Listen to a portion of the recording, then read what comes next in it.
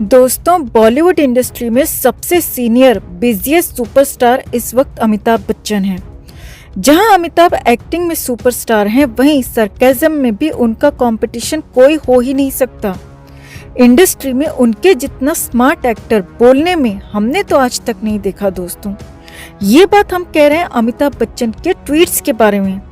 अमिताभ बच्चन के ट्वीट्स में कहानियां छिपी होती हैं, जवाब छिपे होते हैं और बहुत कुछ चीजें छुपी होती हैं, कटाक्ष भी होते हैं। नाम किसी का नहीं होता, एग्जैक्ट कुछ भी नहीं बोलते, लेकिन समझ पूरा आता है कि वो बात किसके लिए कर रहे हैं। हाल ही में अमिताभ बच्चन ने एक ट्वीट किया और ये ट्वीट काफी वायरल हो रहा है। जैसे ही बिग बी ने ट्वीट किया, समझ आता है पढ़कर कि अमिताभ बच्चन ने ये ट्वीट क्यों किया। उन्होंने ये ट्वीट सिर्फ एक लाइन का किया है जिसने बवाल मचा दिया। तो बताते हैं आपको कि आखिर ऐसा क्या लिखा उन्होंने अपने इस ट्वीट में कि इतना हंगामा खड़ा हो गया। एक बार फिर लोगों ने उन्हें जमकर ट्रोल करना शुरू कर दिया, मगर उससे पहले हम आपको याद दिला दें कि जहां जरूरत होती है वहां ये जनाब चुप ही रहते हैं। हाँ, मगर इनकी श्रीमती बड़बोली जया बच्चन जी हर बार कुछ ऐसा बोल देती हैं कि लोग सोचने पर मजबूर हो जाते हैं कि इन जैसे बड़े लोगों की सोच इतनी ऊंची भी हो सकती है। यहाँ हमें आपको याद दिलाने की जरूरत नहीं दोस्तों कि हम इनके ड्रगी बॉलीवुड पर दिए गए शर्मनाक बयान की ही बात कर रहे हैं। खैर, तो इनकी असलियत जानने के बाद अगर आप भी इनका बायकॉट करते हैं तो चैनल के साथ जुड़कर हमारी ताकत बढ़ाएं।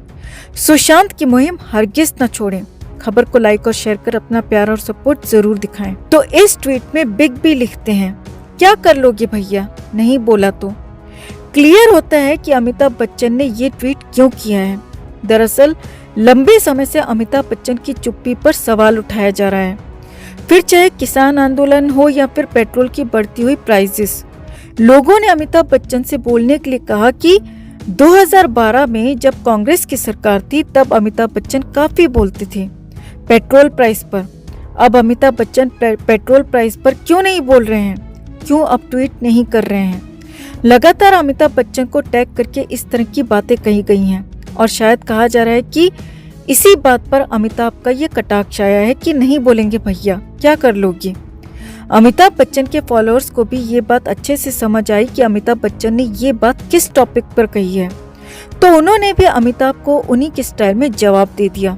एक यूजर ने कहा, खीर खिला देंगे आपको अगर इसी तरह से पेट्रोल के बढ़ते हुए प्राइसेस पर आप मौन रहे तो एक और यूजर ने कहा कि पुराने ट्वीट्स दिखाकर आपको शर्मिंदा करेंगे।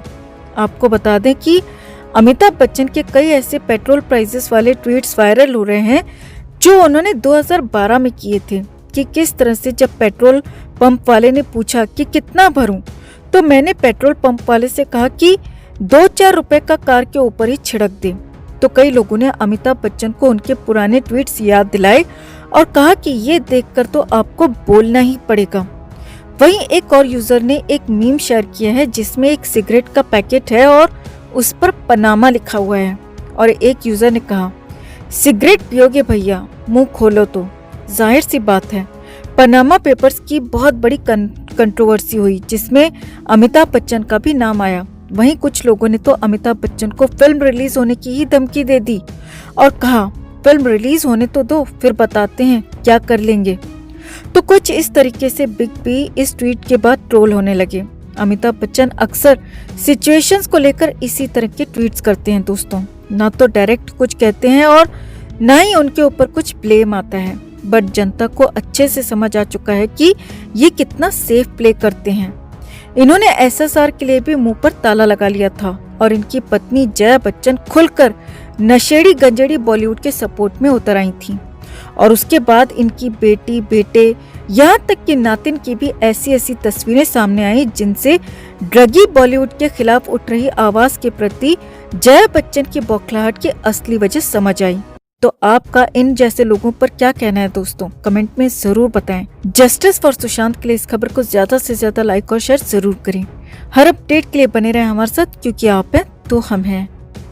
दोस्तों, वैसे तो रिया चुड़ैल के सपोर्ट में कई लोग सामने आ चुके हैं, लेकिन अब एक ऐसे शख्स सामने आए हैं जिनकी उम्र देखते हुए हमें जबरदस्ती उनकी उम्र का लिहाज करना पड़ेगा, वरना उन्हें ऐसी बातें सुना देते कि वो भी याद रखते। दोस्तों, हम यहाँ जिनकी बात कर रहे हैं वो कोई और नहीं बल्कि मुंबई के former chief cop Julio Ribeiro हैं, जो कि रिया के सपोर्ट में सामने आए हैं।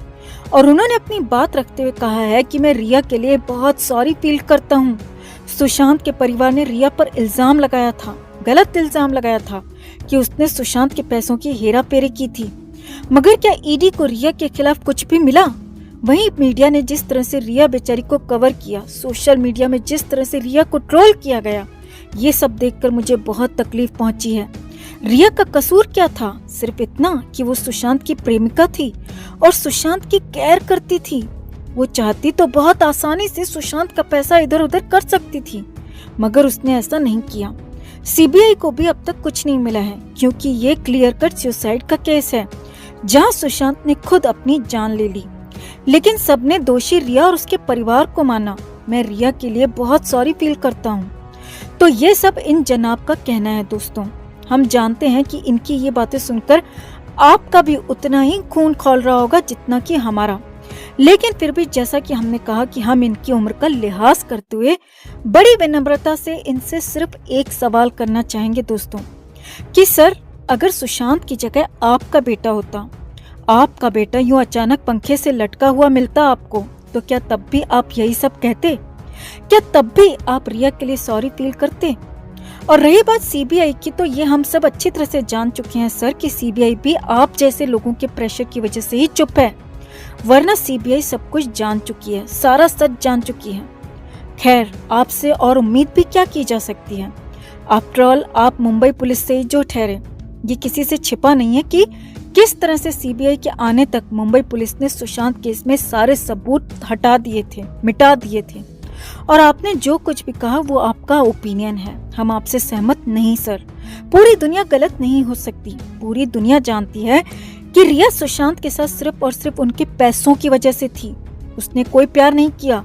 और जो आप कह रहे हैं ना कि उसका कसूर सिर्फ इतना था कि उसने सुशांत की केयर की, अगर इतनी केयर करती तो सुशांत को उस कंडीशन में 8 जून को छोड़कर न चली जाती, वो भी तब जब उसे आभास हो चुका था कि सुशांत की हालत बहुत खराब है, जैसा कि वो खुद अपने इंटरव्यूज में बता चुकी है। तो आप अपना ये ओपिनियन अपने पास ही रखें सर, हमें आपके ओपिनियन की कोई जरूरत नहीं। सुशांत को इंसाफ तो हम दिलाकर रहेंगे, चाहे आप जितना पावर लगा लें। चुप तो हम नहीं बैठने वाले जब तक सुशांत को इंसाफ नहीं दिला देते और आप जैसों का मुंह नहीं बंद कर देते। और हाँ सर, एक और बात कहना चाहेंगे आपसे कि ऐसी बातें कर क्या आप रात में सो पाते हैं? याद रखिए सर, हम सबको उस ऊपर वाले को मुंह दिखाना है। आप इनसे क्या कहना चाहेंगे दोस्तों? कमेंट में आप भी जरूर कहें। जस्टिस फॉर सुशांत एंड दिशा के लिए इस खबर को ज्यादा से ज्यादा लाइक और शेयर जरूर करें। हर अपडेट के लिए बने रहें हमारे साथ, क्योंकि आप हैं तो हम हैं।